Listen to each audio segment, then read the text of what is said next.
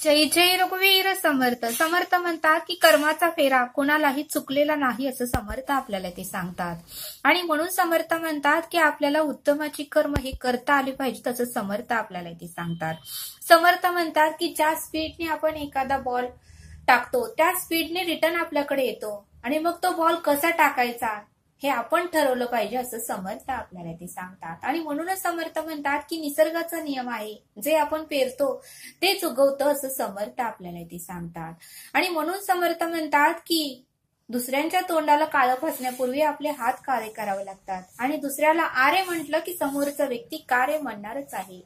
आणि आपण दुसऱ्याकडे एक बोट केलं की आपल्याकडे 4 बोट होणारच आहे तसं समर्थ आपल्याला ते सांगतात. आणि म्हणून समर्थ म्हणतात की देवादिकांना सुद्धा कर्म चुकलेले नाही, तर आपण तर मनुष्य आहोत असं समर्थ आपल्याला ते सांगतात. समर्थ म्हणतात की रावणाला सुद्धा त्याच्या कर्माचं फळ त्याला मिळालं. बघा समर्थ म्हणतात की कैकेयीला सुद्धा तिच्या कर्माचं फळ हे मिळालं. म्हणजे कर्म हे कोणालाही चुकलेलं नाही. कर्म जसं करतो तसं फिरून ते परत आपल्याकडेच येतं. म्हणून समर्थ म्हणतात की कर्म हे उत्तमाचे करा असं समर्थ आपल्याला असे सांगतात. समर्थ म्हणतात की कंसालाही त्याच्या कर्माचं फळ हे मिळालंच असं समर्थ आपल्याला ते सांगतात. राजा दशरथालाही त्याच्या कर्माचं फळ प्राप्त झालं असं समर्थ आपल्याला ते सांगतात. आणि म्हणून समर्थ म्हणतात की जेवढं आपल्याकडून उत्तमाची कर्म करता येईल तेवढं आपल्याला करता आलं पाहिजे असं समर्थ आपल्याला ते सांगतात.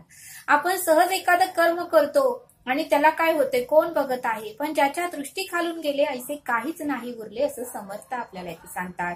कोणी बघत नसलं तर आपला अंतरीचा आत्मा तरी आपल्याला नेहमीच बघत असतो असं समर्थ आपल्याला ते सांगतात. आणि म्हणूनच समर्थ म्हणतात की जेवढं आपल्याकडून उत्तमाचं घडता येईल तेवढं आपण केलं पाहिजे असं समर्थ आपल्याला ते सांगतात. समर्थ आपल्याला एक बोध सांगतात. एका गावामध्ये राजाला मंत्रीपद हे निवडायचं होतं. त्यावेळेस राजाने सर्व गावकऱ्यांना सांगितलं की तुम्ही माझ्या राजदरबारात या आणि मी मंत्रीपदाचं निवड करणार आहे.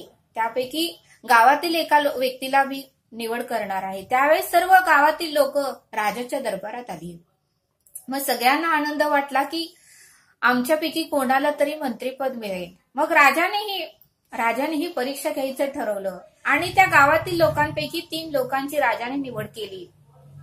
मंत्रीपदासाठी 3 लोकांची निवड केली आणि त्या 3 लोकांची परीक्षा घ्यायचं ठरवलं. त्या 3 पैकी कोण एखादा जर परीक्षेत पास झाला तर त्याला मंत्रीपद द्यायचं होतं असं राजाने ठरवलं.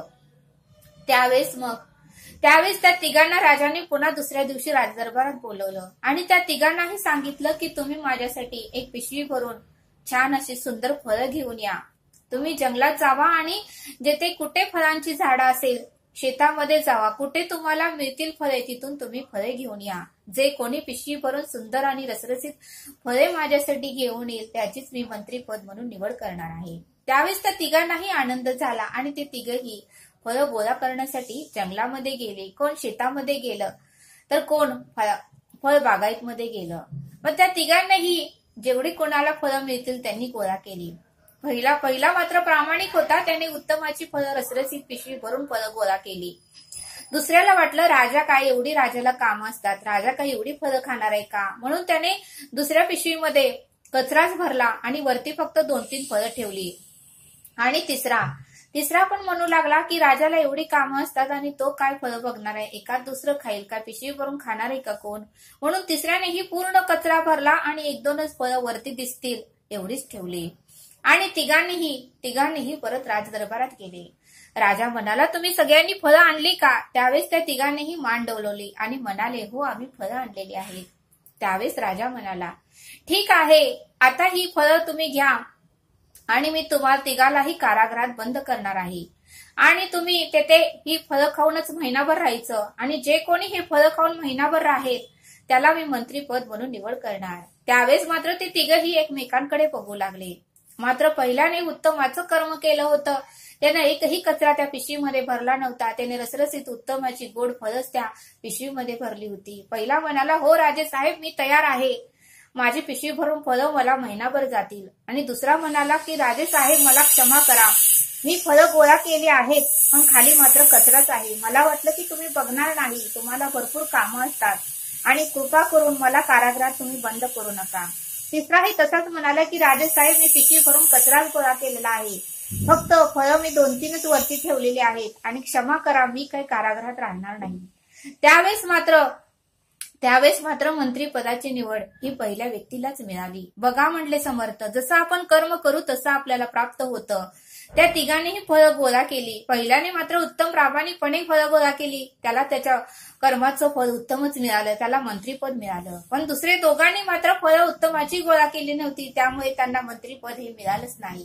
मग समर्थ म्हणतात की जसं आपण करू तसं आपल्याला फळ प्राप्त होतं, मग आपण उत्तमच का नाही करायचं, म्हणजे उत्तमच आपल्याला फळ प्राप्त होतं असं समर्थ आपल्याला ते सांगतात। क्षणिक सुखासाठी आपण कुकर्म करतो, पण त्याचा पश्चाताप आणि त्याचा त्रास आपल्याला आयुष्यभर होतो आणि म्हणून समर्थ म्हणतात की क्षणिक सुखाचा विचार करू नका, कायमस्वरूपी सुखाचा विचार करून उत्तमाची कर्म करण्याचा नेहमी प्रयत्न करा असं समर्थांनी आपल्याला इथे समजावून सांगितलं। तरी आता आपण इथे थांबू। धन्यवाद। जय सद्गुरू।